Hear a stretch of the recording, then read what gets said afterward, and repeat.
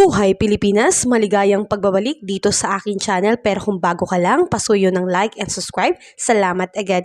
Ngayong araw ng Lunes, February 19, 2024, mga kababayan, patuloy pong umiiral at nakakaapekto dito sa ating bansa ang easterlies. Ito po yung mainit na hangin mula sa dagat Pasipiko. Kaya dabang-dama po natin mga kababayan ang maalinsangang panahon. Ito po ay dulot nga po ng easterlies. Lalo na po, dama natin ang init ng panahon, lalo na kapag tanghali at pahapon. Pero pagdating ng gabi, sa ilang bahagi ng ating bansa ay may tsansa po ng pagkakaroon ng localized thunderstorm.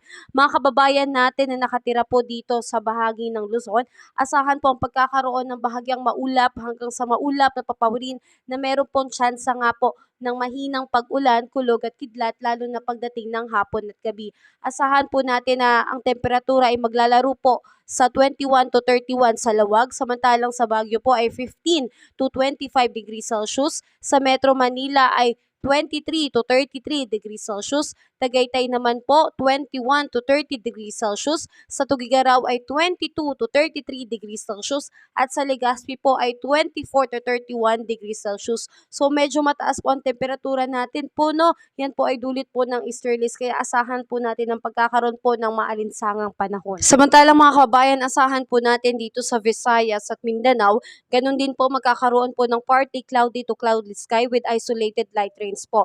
At pagkakaroon po ng localized thunderstorm lalo na sa hapon at sa gabi. Kaya asahan po natin na ang temperatura dito sa Tacloban ay maglalaro sa 24 to 32 degrees Celsius, Iloilo 25 to 31 degrees Celsius, Calayan Island 25 to 33 degrees Celsius, Puerto Princesa 24 to 32 degrees Celsius, Cebu 25 to 31 degrees Celsius, Cagayan de Oro 24 to 31 degrees Celsius, Zamboanga 24 to 35 degrees Celsius, at sa Davao po 24 to 33 degrees Celsius. Talaga naman po na ang taas po ng temperatura natin ngayon, kaya asahan po talaga ang maalinsangang panahon. Huwag po natin kakalimutan uminom ng sapat na tubig para hindi po tayo ma-dehydrate.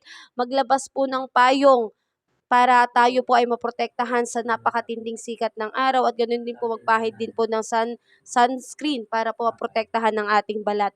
Muli, maraming salamat at maging maingat po tayo ngayong araw ng Lunes. Wala pa pong bagyo na nasa loob ng Philippine Area of Responsibility, kaya wala pa po tayong dapat na ikabahala. Ang paghandaan po natin ito pong mainit na panahon. Hindi pa po pumapasok ang summer, pero daman-daman na po natin ang init ng panahon. Sabayan pa po ito ng El Nino na nararamdaman po ng ilang mga lugar dito sa atin sa Pilipinas. Muli, maraming salamat at ingat po tayo ngayong araw ng Lunes. Have a productive Monday po sa lahat.